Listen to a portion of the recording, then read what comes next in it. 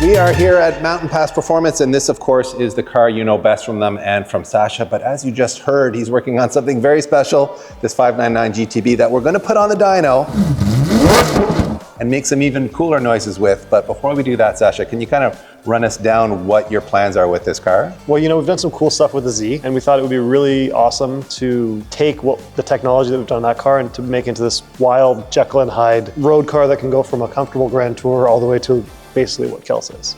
And I've always wanted to do a V12. Okay. So. Yeah, obviously that's kind of the party trick with this car is that V12 exactly. and the sound that a V12 makes. So probably the biggest engineering challenge that you faced with your 350Z build over the years has been that hybrid system. For sure, yeah. It's really kind of the first of its kind in like the private build world, isn't it?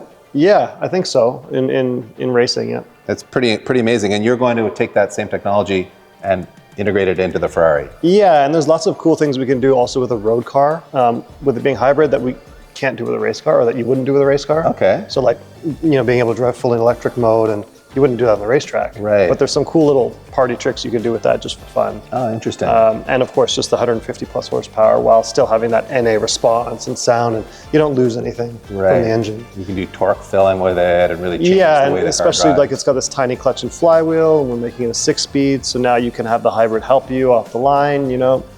It's just these little things that people complain all the time about, the 6-speed and the clutch and being really finicky. So currently the 599 is a automated manual gearbox. Exactly. Kind of like an SMG in Pete's favorite brand in the world. That's right. And you are going to turn it into a true 6-speed manual. Yeah, exactly. There's a lot of these 6-speed conversions out there. So this one's by a company called Out of the Gate. Okay. And they supply all the parts you need to basically take away the robot from the car and make it manual. And then have this manual transmission set up, outfitted with a strain gauge on the shifter, which you can see here is done by my friends at Easy Racing. So this allows us to have flat foot shifting and have the system detect whether you're upshifting or downshifting.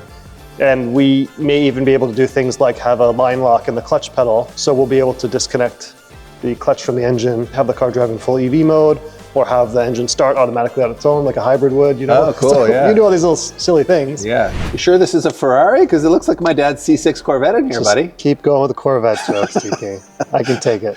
It's got that new car smell though, and what it has that no other 599 probably has is a Motech controlling it. And you figured out how to do this just because you're a mad scientist and you want to control everything. You couldn't obviously retune the factory ECUs, I would assume? Yeah, you can. You can definitely reflash the factory ECUs. But of course, we're going to take over the entire architecture of this car. Okay. So you can't do that sort of thing with a stock ECU. Right. But with these Motechs, we can control the battery, the hybrid system. We're going to have a third Motec in the back that's going to control all of the rear hydraulics. So we can use the OEM hydraulic pump and valves for hydraulic suspension, lift up and down. We'll have active dampers with the KW. So we'll be able to use the Motec to do all the suspension damper and chassis control as well. It does need to get lower, Sasha. You can. It needs to get very much lower. Those gaps are not acceptable. It's terrible. So obviously nobody makes a plug-and-play harness for a Motec into a 599. What was involved in making this work? Yeah, well, the first thing is the space is really, really tight. So instead of using like a jumper patch harness, we developed our own circuit board that plugs directly into the ECU. Oh, wow. And so the factory connector plugs in, and then our little adapter plugs directly into the Motec ECU. Very cool. And so there's two of them, as you know. Yeah. So we had to first get the engine up and running basically on its own inline 6. So you can think of it as 2 inline 6s. Okay. I call this one my 2JZ, and this was my RB30. So I got it running on the 2JZ first. Then once we got the car running on the 2 ECUs, we had to work through all the CAN bus stuff, the immobilizer. You know, there's no check engine light. All the systems are working the way they should. And so that's just a lot of nerdy reverse engineering of CAN bus and figuring out what each signal means and then retransmitting those with the Motec. And you've actually got it running and driving really well now on the Motec, like on the street. It runs perfectly. Yeah, we don't have full control of the gearbox, but we have enough to be able to drive it with this automated gearbox. Okay. And we're now gonna make it a 6-speed, so it won't be a problem. Yeah. We won't be kind of putting too much more time into that because it's not part of the project. Apparently you were dissatisfied with the factory shift lights that were on your steering wheel. They weren't up to your standards. Dissatisfied. DP, let me tell you something, okay? Please, tell me something. If you're gonna put shift lights in a steering wheel, they should be more than just 5 boring red circles. I'm with you there. So actually I bought another one. You can buy these from Ferrari for not too much money. Okay. And I kind of played with it and I said, oh, you know, I think we can fit 9 RGB LEDs in here. Okay. And so that just spiraled into this whole thing. There's a control module inside the airbag, like under the steering wheel here. There's an app on your phone. An app. You can change all the different shift lights and the colors. So like I can preview the lights, so I can make it do different things and things like that. It's very nerdy. It's super cool. You went down a huge rabbit hole. I know, truly. I feel like the car, that it deserves that, because needed something. It's 2026 now. We can't have 5 analog red. You gave it some RGBs, character and your own touch. I commend you for it. Yeah. The app, maybe you went too far with the app. I may have gone too far with the app. It's definitely possible. But it's the winter and there's snow everywhere, so what else are we going to do? This is what you do when you have a braid like Sasha. You just invent a project that's way too complicated for shift lights, but it is very cool. Underneath the 599 here, we are looking at some pretty awesome stuff that you've done on the exhaust side. Yeah, like I said, the headers are from a company called Fiamenghi. Okay. And this is a guy in Italy who makes the headers, and they're very popular with this community. The headers are as big and long tube as you can fit to be able to physically install them. Okay. And then what we did is we wanted to extend the length of each primary tube to be the ideal length for the RPM range that we're going to run in. Okay. And also to like have a step, stepped headers are Yes. desirable. We designed and 3D printed this crazy collector extension thing that also has to fit inside this really tight space. So that was done by JLC PCB, and the quality of these 3D printed, whether it's stainless steel or aluminum or even titanium now, is wild. And you're seeing that more and more now in the industry, people using 3D printed stainless steel for exhaust system. And the precision is really good. So we had to make this wild interface between the headers and our pipe to keep all of these 6 pipes still sealed, so that we didn't have leakage between the different tubes. And we did have to do some handwork to fit it, but the precision and the quality of the 3D printing is actually really wild. So did you 3D scan this area so you knew the confines of the space, and then design it yourself in CAD? And then so we 3D scanned it with the headers installed, and so we knew exactly the space and where we'd be connecting to, and designed all that, designed this piece, and even this extension that kind of transitions from the collector to this 2 3/4 inch tube. And this is just a test piece now with this pipe coming out the bottom of the car. It's hanging low on purpose. Right. So that when we're on the dyno, we can slip out a Y pipe, and we also have an H pipe and an X pipe and true duals. So we'll be able to see how the sound changes with all those different setups, which is what we're going to test in our next video. And once you've settled on a final design, you'll tuck this all up. Yeah, once we've settled on a final design, we basically have to build the exhaust as far away from this bell housing as possible, because that's where the hybrid motor is going to be. Probably with 3D printed stainless again, that kind of hugs the shape of this and merges further back so that we have enough space for all that. And as you guys can see, this has a torque tube and a transmission in the rear end. Just shows Ferrari borrowing from Corvette again. Just, when you discover greatness, you just go with it. Very good. Well, we are ready to put this car on the dyno, but before that, you welded on this last section of piping here. Yes, exactly, yeah. We're gonna do a full, like I mentioned before, Y pipe, X pipe, H pipe science test to look for sound. But today, while you guys are here, we wanted to throw it on a dyno and see how good it sounds with what we think is gonna be the best sounding setup. When the car's done, there's not gonna be a pipe hanging at the bottom of it. Right. It'll be, the loud version will come out one side most likely, and then we'll have a valve with a muffler and a cat on the other side. You're gonna use the existing mufflers, or you might change those out? I'm not sure yet, but we'll definitely have that Jekyll and Hyde thing where we'll have the quiet mode will be very comfortable with quiet, and then the loud mode will basically be like a straight pipe. Which is what we're gonna have right now. So that sound that we have now, the car should still make a very similar, if not the exact same sound. All right, well, will it sound better than a C6 or not? Let's go find out. Absolutely it will, yes.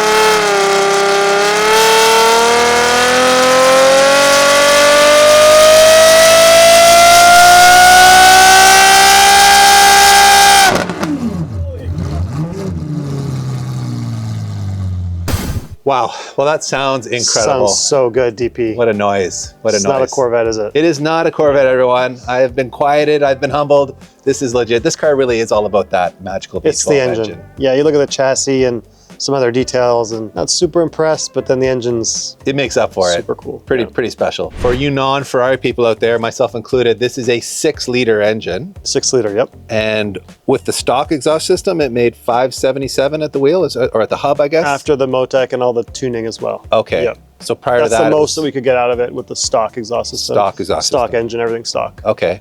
And now you're up to a peak of 616? Yeah, so we gained about 40 wheel with the headers and the straight pipe exhaust. Wow. That's quite a lot of power. It's a lot. For stock intake, stock airbox, stock cams. Yeah. It's an impressive engine. On a car that you would already think is very optimized for performance. For sure. This isn't, built for, economy. It's built for power. Yeah. So to pick up an extra 40 that's a big number. Well, actually, when you think about it, at that amount of power, it's still not that large as a percentage gain. I suppose out of 6 liters, yeah. So my brain's calibrated for 2 liters. Yeah, not 6. 40 sounds like a big number, but on 600 horsepower, it's not that much. Yeah. It just shows how good, even that really restrictive exhaust system from Ferrari, it was still flowing quite a lot of air. It was. So, but you are making over 100 per liter. Yeah, it's crazy. Which is a very impressive number. For sure. Like to do that NA is pretty wild. Through a transaxle, through a gearbox. Yeah, true. The drivetrain losses. It's not like it's a front-wheel drive layout, which usually makes more. Great point. So yeah, super impressive, and the sound is crazy. That's with the Y pipe and the single exhaust. Obviously, we're now going to test the H pipe, the true dual, and the X pipe, and we're going to really see how all those different configurations change the sound. Yeah. We've merged the pulses from each individual cylinder and kind of neatly arranged them, and that's why that sound is so high-pitched and just wailing. Yes. And it'll be interesting to see how that changes with specifically like the true dual, where the two banks never cross over. And you're going to document all that on your YouTube channel? Yep, exactly. Yeah, we'll try and do a collaborator video. So yeah, Mountain Pass Performance is where to find that. And I think in the next 2 or 3 weeks, we'll probably be working on that test. Well, thank you very much for sharing this experience with us, Sasha. It's really No, thank you guys for documenting it. It's really appreciate it. No, it's awesome to hear and frankly just be around a car like this. We don't often get to experience that. And I know you're not like the typical Ferrari guy.